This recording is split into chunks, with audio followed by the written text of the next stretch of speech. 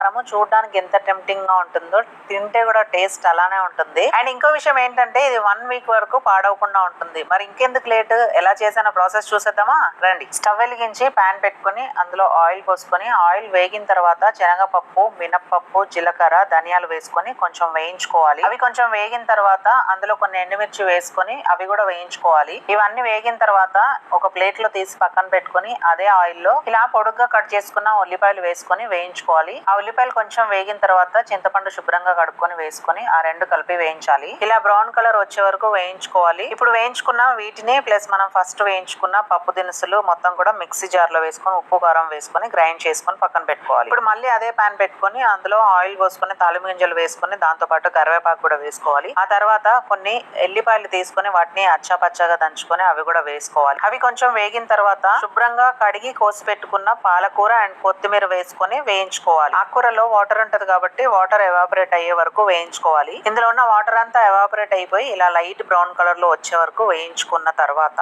మనము first grind చేసి పెట్టుకున్న పేస్ట్ ని ఇందులో వేసుకొని కలుపుకోవాలి. ఈ రెండింటిని మంచిగా మిక్స్ చేసుకొని ఒక 2 to 3 మినిట్స్ వరకు అట్లానే స్టవ్ మీద కలుపుతూ ఉంచాలి. అంతే, ఎంతో టేస్టీ పాలకూర ఉల్లికారం రెడీ. ఈ రెసిపీ చూస్తే ఎంత మందికి నోట్లో నీళ్లు వస్తున్నాయి అండ్ ఎంత మంది ఈ రెసిపీని ట్రై చేయాలనుకుంటున్నారు అనేది ప్లీజ్ కామెంట్ చేయండి. అలాగే ఈ వీడియో నచ్చినట్టయితే లైక్ చేయండి.